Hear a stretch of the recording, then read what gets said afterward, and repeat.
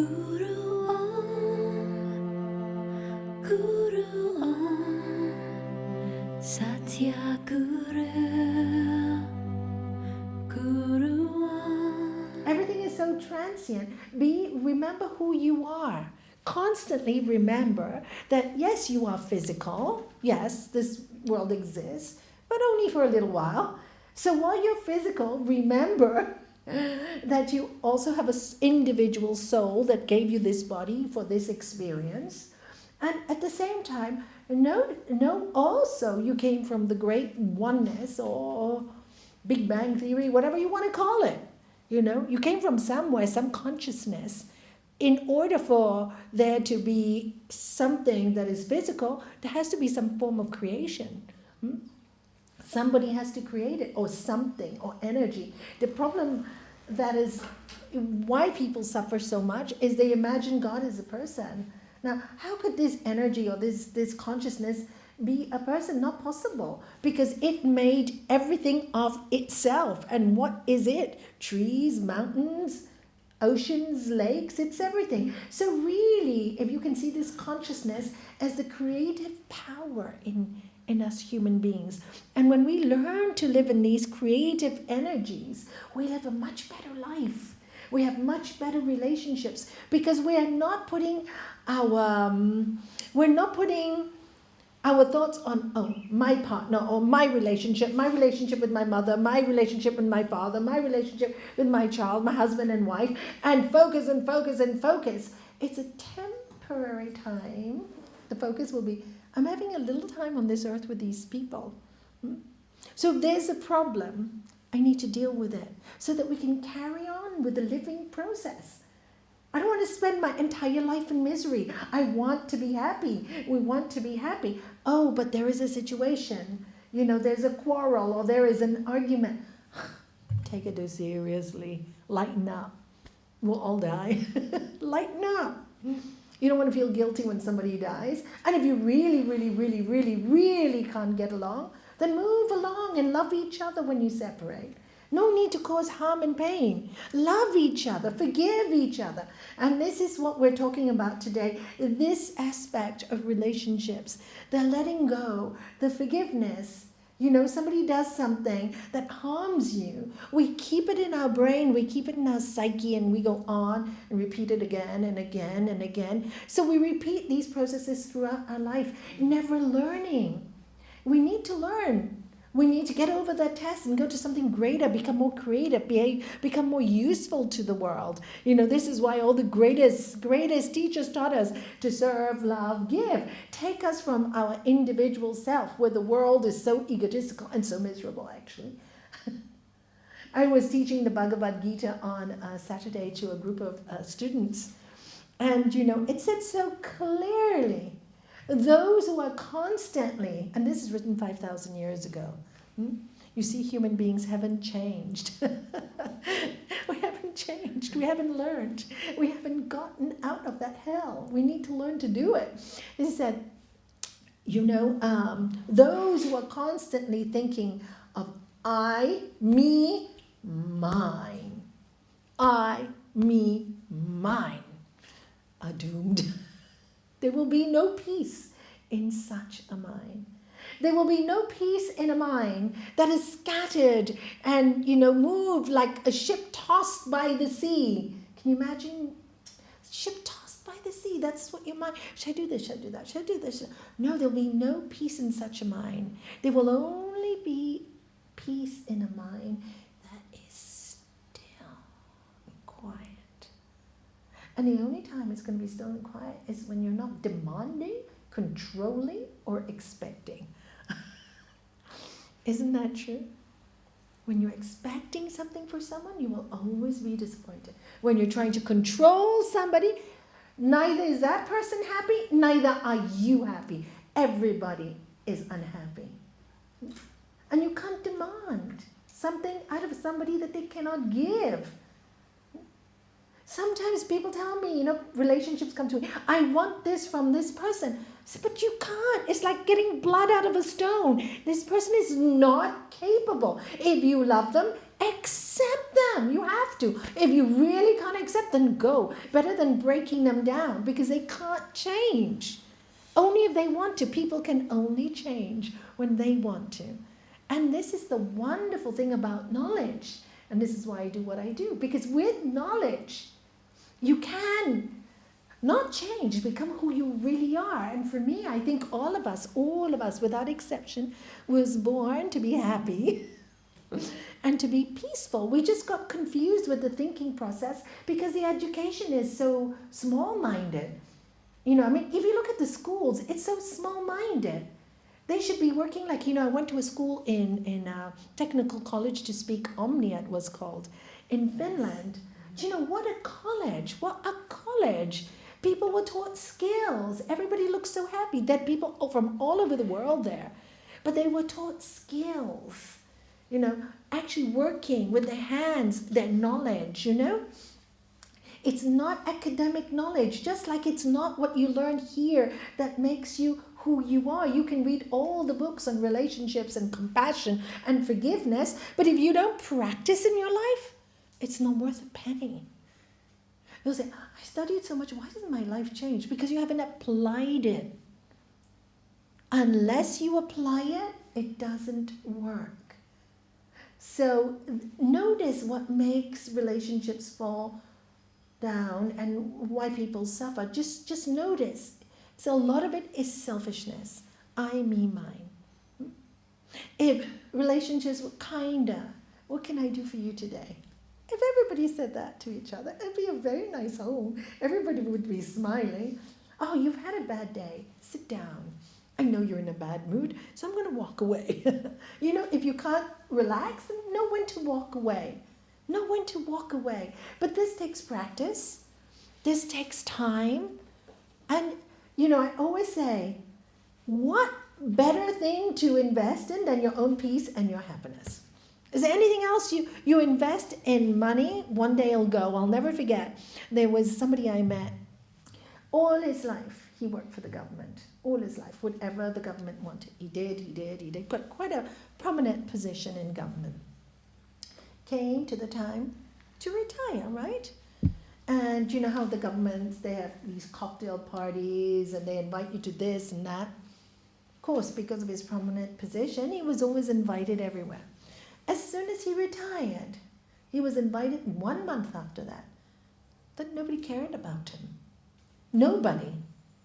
And then he said, okay, no, but I retired to play golf.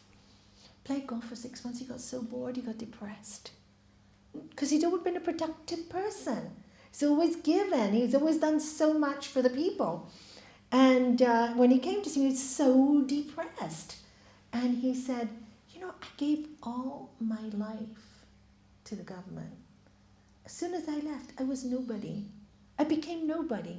I invested my time, yes, in the work, but I sacrificed my relationship. I sacrificed my children on the way. And I'm thinking, they're the only ones with me now. They really are the only ones with me now. I sacrificed it all. So, when I hear people say those things, I say, okay, I'm not going to make those mistakes because you learn from people. It's better to learn from other people's mistakes. Be smart and don't repeat them. When I see that, I go, oh my God, I'm not going down that road because that is a road of suffering. And he felt so rejected, so sad. But then, and now today, I must say, he's developed all his hobbies. He's doing wonderful. He's an incredible human being and now serving the community and expecting nothing in return. You do, remember in the Bhagavad Gita, it says, do work because it's given you to do it. Do it with joy and do it with love, but expect nothing in return. You will always be disappointed. Always. And my master used to say, don't make an appointment or you will be disappointed. I mean, he was just not saying it literally, but you know what he meant by that, And this expectation of other people, of ourselves, it's just not truthful. It's not truthful. It really isn't. Ask yourself, what do you want from yourself also? People also give themselves such hard goals sometimes that when they can't reach those goals, they feel bad, they feel dejected, they Give up. Don't give up on yourself. You can never give up on yourself. If you do, who's going to look after you? Nobody. You can blame God as much as you want. No, he's not going to come down and do it for you. There's nobody coming down to do this for you. Got to do it for yourself. That's the creative power, the spiritual power that is in us. Poor God, you think he has time to listen to your silly problems? Oh, I had an argument with my wife today, my husband today. Big deal. Get on with it. Move on. Oh my God. So, Patty, what are you going to do with your life? Make it big. You can't make it big, then don't focus on these small things. You've got to walk out of those small-minded things. How do you do that? Practice. Read lovely stuff. Keep yourself elevated. Keep yourself inspired. Live what you're reading. You want a perfect relationship? Because today's topic is relationship. Visualize it. Visualize it. As you think, it becomes. See things working. See it. Don't see the negative. Don't constantly say, oh, not again, not again. Say, you know what? Today I'm going to look at the positive. When you work with truth, it works with you. Now, some people say, oh, Nelly, I tried and it hasn't worked. Because I've had people tell me that as well. This is not something you try one day and it will work. It is something you have to work at. You see, I said I was working 3 years on myself already. So already my energy field inside was more kind, more forgiving, and more compassionate. Now, if I hadn't worked 3 years private, and probably I visualized it one night and I do it the next morning, there is not a sincerity to it. Do you see? It's not sincere. And people know. So you can say, good morning, Mr. Cheerfulness, but you haven't got that here. You don't believe it for a second. And people can sense it, right? They can sense it. So you really have to be sincere because our world loves truth and people love truth. At least I love truth. Don't you love truth? Don't you all love truth? And you can sense when people are sincere. You can sense when they're truthful. And you can sense when they're just mouthing it. So first, you have to practice, and really see it as the truth and not pretend. In your mind, see it as the truth. And then you start to say, okay, and then changes start. And then now you're just working with each other's energy on a more subtle level, on a happier level. I always say we are on this earth such a little time. The choice is ours if we want to be happy or miserable. And if you really, really, really, really can't be happy, then just love each other and say goodbye.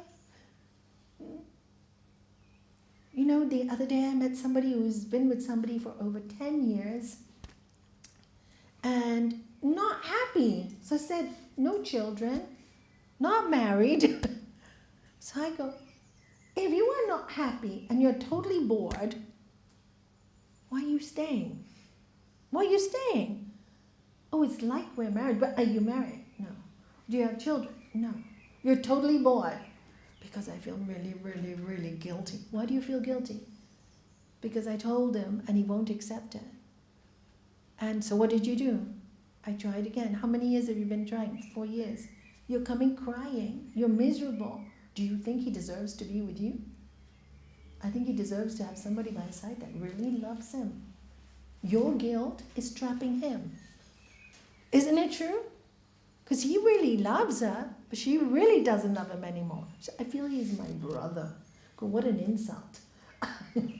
So anyway, I said, just be truthful. And of course it's going to be painful. Of course he's going to be sad.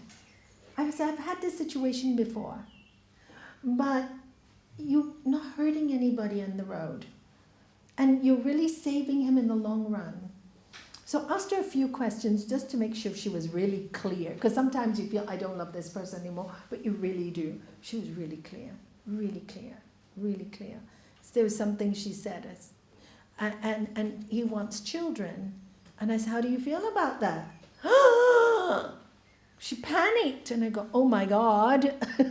Now you're really stopping his progress. If that's how you feel, I can't have children with him. It's clear. It's clear. When you love someone, you want a child with them, right? You want, not with him. Do you want children? Yes, someday, but not with him. So break it off. So, guilt. This kind of thing that we feel control, guilt. What for? Nobody's happy in the situation. So I said, don't do it for you. Do it for him. He's a nice guy, isn't he? Very nice guy. Don't you want to see him happy? Would you be happy if he went with another woman? Absolutely. So I said, you're really not in love with him then. You better just go. It's so obvious, isn't it? Because if she was even a little in love with him, what would she have told me? She would have said, oh, I don't like the thought of him being with another woman. I said, oh no, I'll be so happy if he finds another woman. It's time to leave. So we do odd things with our mind. We do odd things with relationships. And life is so short. We have no time for nonsense, more time for truthfulness. And you're going to be with somebody, you're going to love them.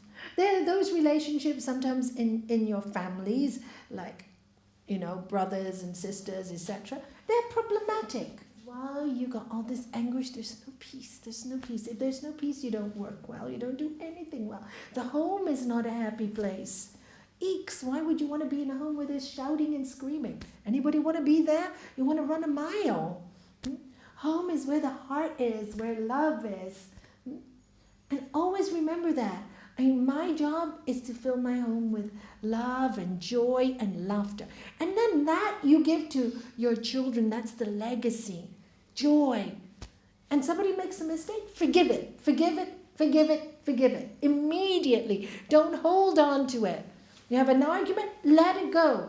And if you can't let it go, next day say, come on, we need to talk about this. This is so ridiculous, Our kids will suffer, our family will suffer, we will suffer. We will lose 40, 60, 80, whatever hours in anger. Life is too short, okay? That's what causes diseases, that's what causes stresses. That's what makes people sick, We may get sick anyway because of cancer, or there's already enough things to hurt us in life. Make your home a heaven. That's really the most important thing. And if things don't work, and you did your best, then you just, I did my best. Now, do the rest. And then start a new beginning. And just be happy. Life is very short. If everybody can remember the first 6 months when people are courting, how magical that is. And then keep the memory of those first 6 months and keep working that way, life would be so beautiful. We soon forget, we take people for granted, we expect, but the first 6 months, you're so in love with the person, you want them to love you so much that you'll do anything for them. Selfless, see? It's not about you, it's about making them happy. So it's magical. And the other partner is the same, it's about making each other happy. And that combination works. But he should stay with you for the rest of your life, not only 6 months. About making the other person happy. And then you get it back. It's so exciting. Anyway, it's more fun. It's much more fun to see somebody happy than to see somebody miserable. I don't know why we change. So with that, I think I got a few questions. So, could impatience be just another form of ego-driven greed? Absolutely.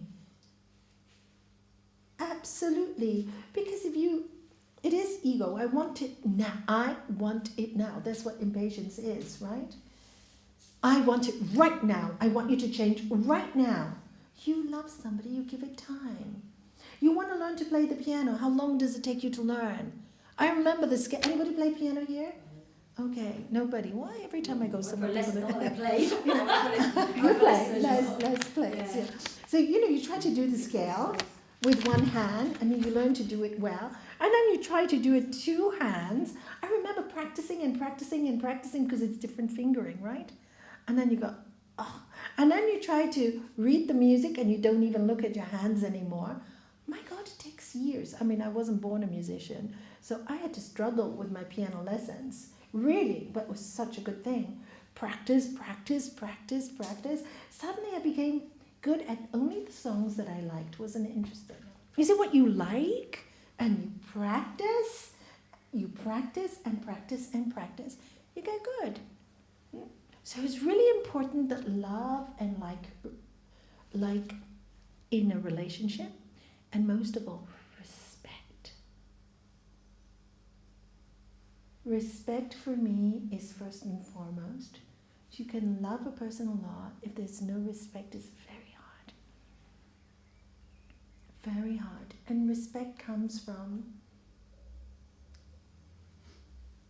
a good way of living, as Buddha would say, the 8 right ways of living, right thinking, right work in life, right karma, and it goes on. I don't remember the 8. Right meditation, doing things in the right way in life. What is the right way? Not causing harm, and somebody should be benefited, including yourself. That's the right way. If you do right things in your life, you become very respected in your life.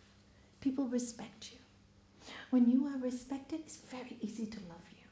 Very easy to be loved when you are respected. So work on your respect, work on your self-respect. Do things that are respectful, and then you will be respected. So respect is really important. So if you have that as a basis, of course, when you get any 2 personalities together, there's always going to be some kind of up and down. Always. You cannot avoid it. It is life. It is just life. I love my brothers and sisters. Have I argued with all of them? Yes. All of them. Never taken it seriously. We're 7 of us. Love them all like crazy. I adore my siblings.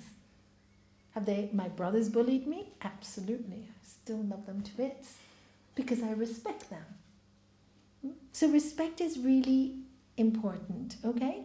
So work on self-respect. So, and impatience is a form of ego because it's all about I want it now. I'm better than you. So my way is better than your way, so why can't you learn it? It's like expectation again. Like I said, 2 people, very different. You have to learn to accept what the other person is, first and foremost. Is it always,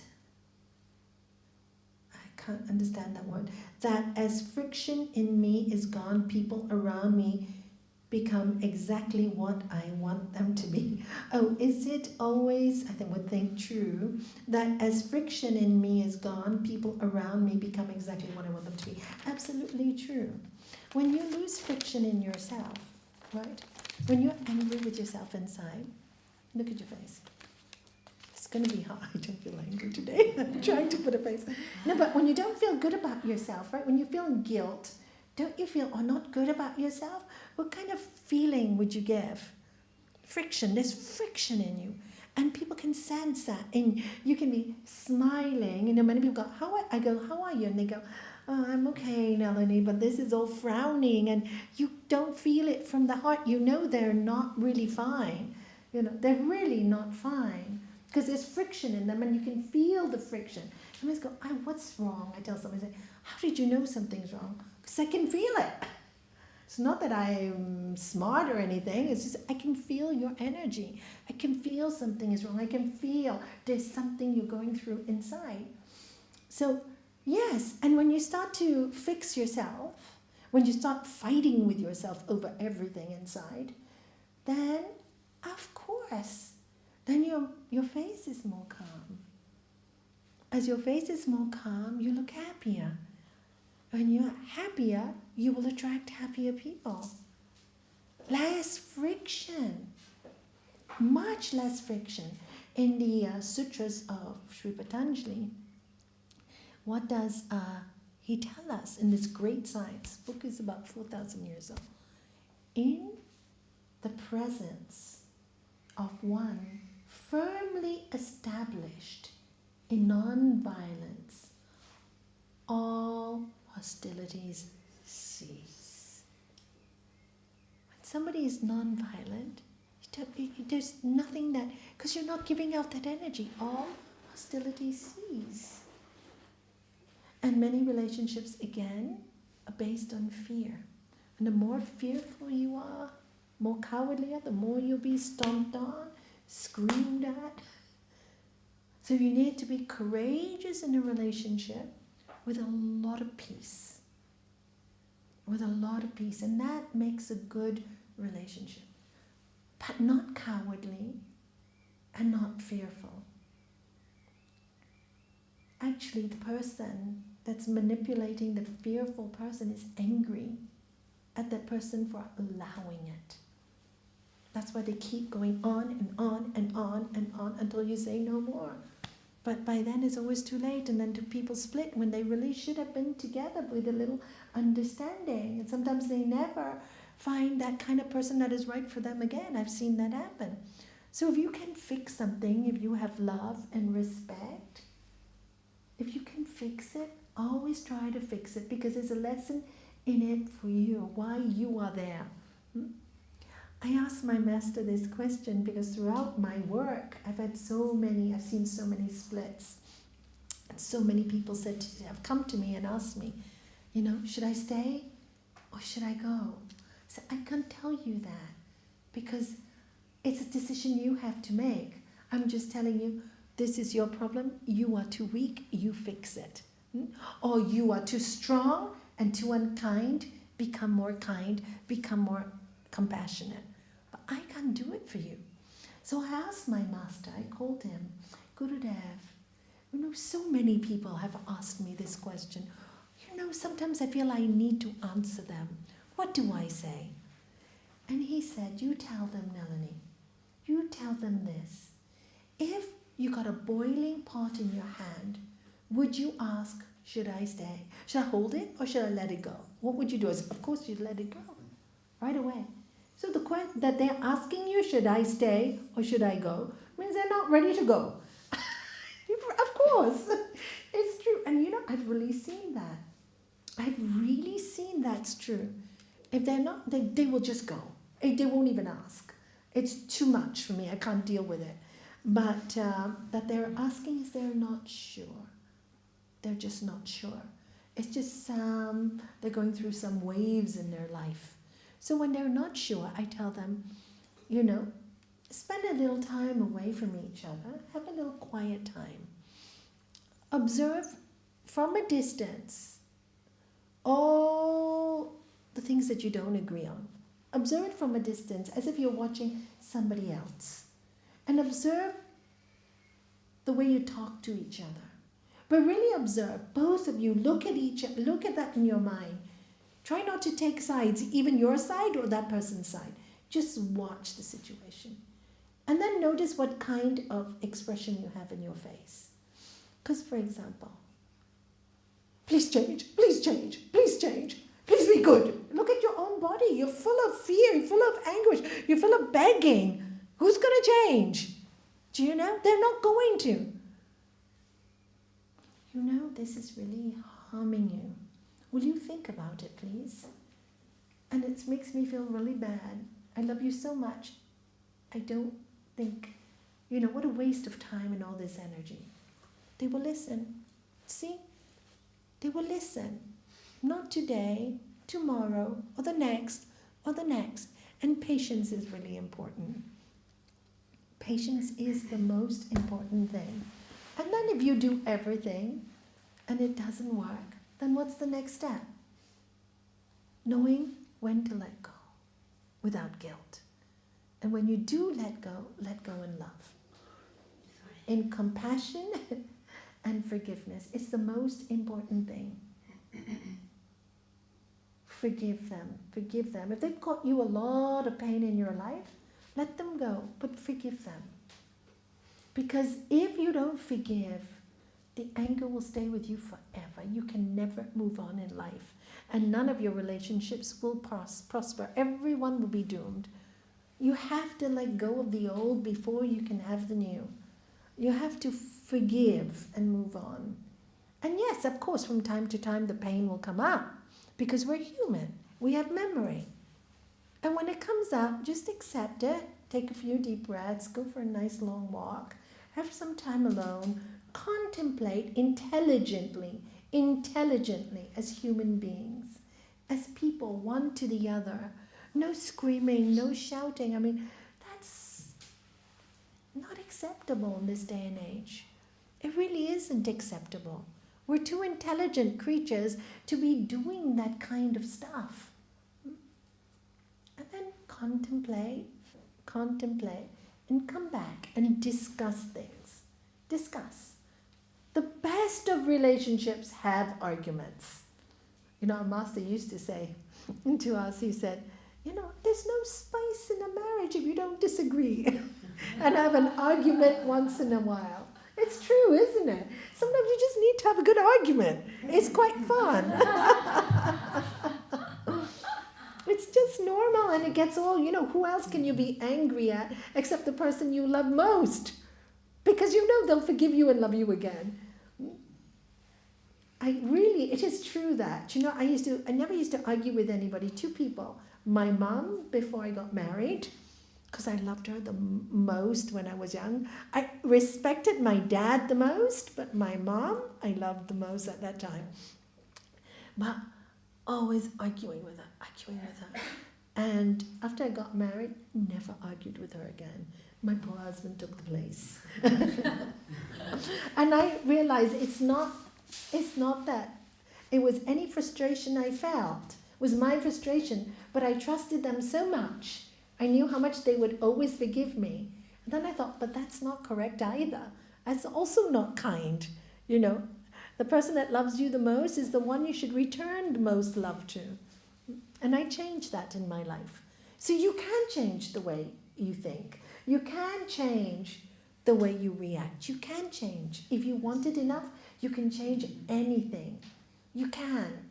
This is the whole science of yoga. If you can't change anything, then why are we born? Why are we here? Why has anything happened to us? It's precisely, we're all working towards our highest goal. Whether we reach it in this lifetime or not, I don't know. And that's not important because we don't know. We're eternal. We'll never die. Energy never dies. Who knows what's going to happen in millennia of years? All we know is this moment. All we know is this life. And all I can say is that's why the teaching of make every moment count. And then you live spiritually. And then you live with this energy of love. And you live with that. So even when things are going wrong on the outside, inside that person will feel that peace you are living in, that everything can be cleared very quickly. No friction. Friction can be cleared very quickly. So this is what a yogi's work is. What is yoga? Yoga means attaching yourself to the highest way of being, your highest self, which is your spiritual self. They started with a Gayatri mantra. That is what that mantra is asking, basically. Enlighten me. Keep me always in that light. So when I get too much in my head, and relationships, it's all too much in head. It's all head. You need to bring it to the heart. A little bit more. It's all head. It's all demand, control. That's where I see problems. When people want to control somebody else. Control. And then, but I really don't like this habit. I said, tell me about it. I was an expert in control. My husband used to smoke 40 to 60 a day. Tried to control him. Did it work? Was I wrong? No, I wasn't wrong. But while I thought I was in control, he smoked more. While I thought I was in control, he smoked more. The more I nagged, the worse it got. Until one day I realized, you know what? Can't control anything. Anything. I was so tired of my own voice. Do you get tired of your own voice sometimes when you argue about something? Yeah, it's the same song, the same record. Don't you get so tired of it? So I got so tired of my voice that I went into my prayer room and I said, I had enough of myself. I cannot change him. If there is a God up there, you do it. I give up. I literally gave up. And I stopped. And then he stopped.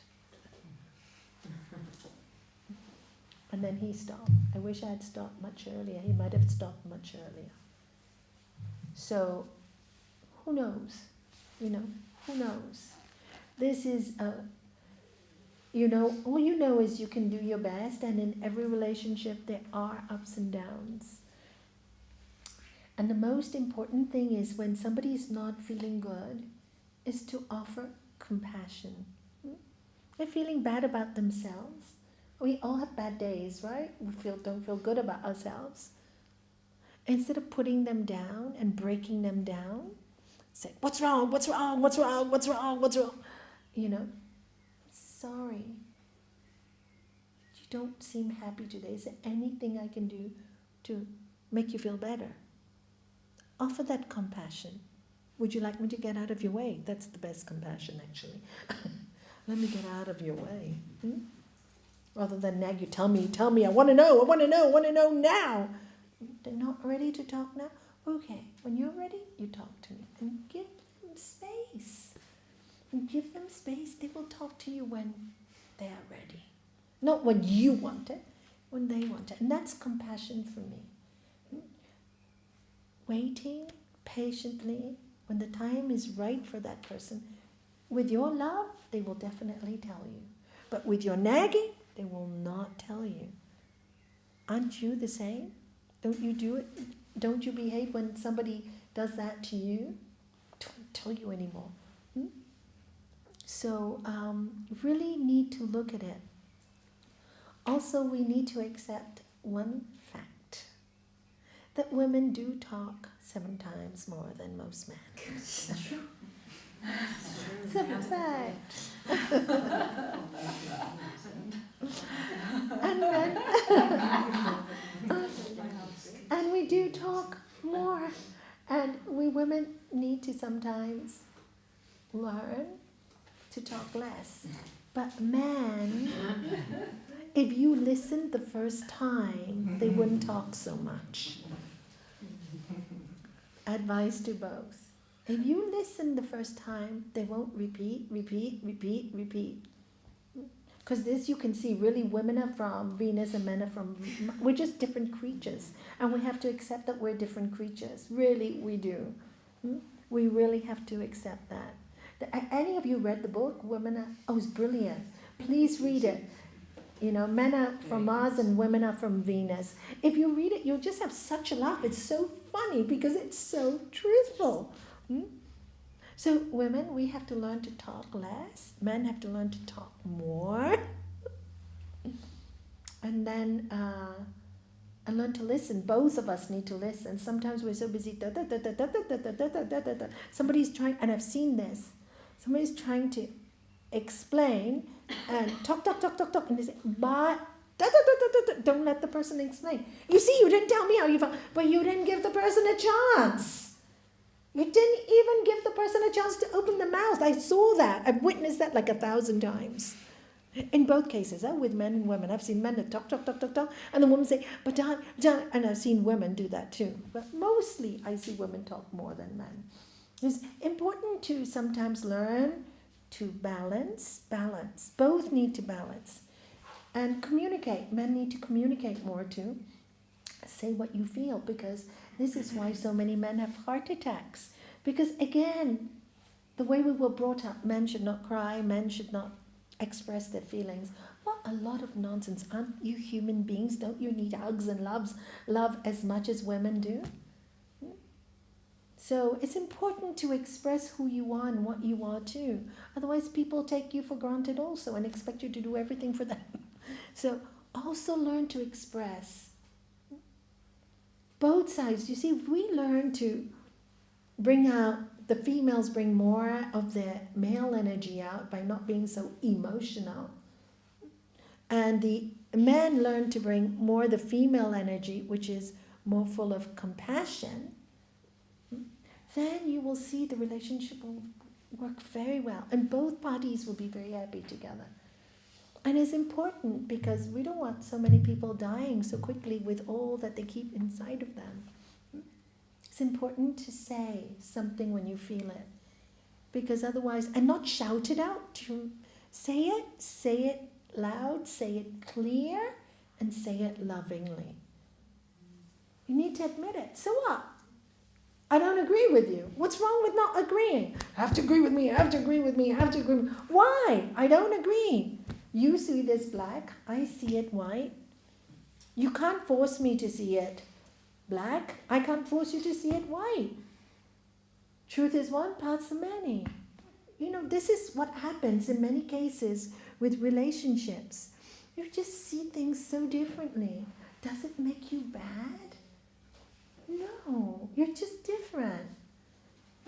And just let it go. Just let it go. You know? And I want to see it the same. So this is what causes a lot of friction. And it's not a fault. It's just the way it is.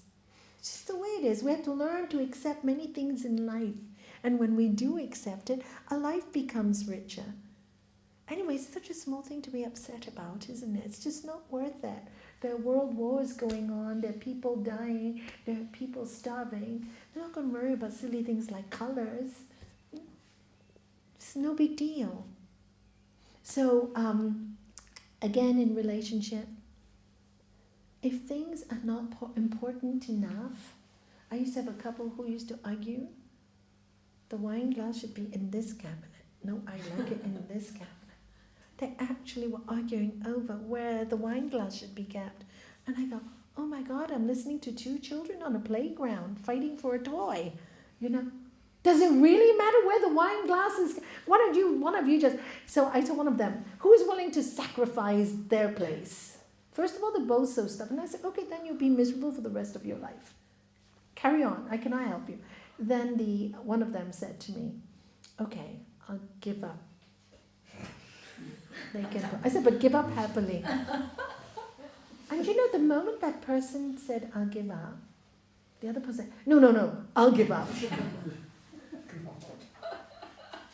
So I said, now we have problem number 3. Where can we find a compromise for both of you? Do you see how crazy the mind is? It's so crazy. It just made me laugh. And when they could see it in front of me, because they're both doing the same thing, and when I started laughing, they started laughing at themselves. When they started laughing at themselves, that's when the whole problem went away. It just went away like this. And I said, do you really see how stupid it is to argue about that? And they laughed. We've been doing this for years. And I said, this is why knowledge is so nice, when you can learn from that and let it go. And then you say, it's so funny, it's not worth it.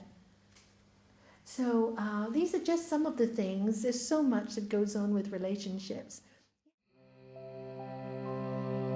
Guru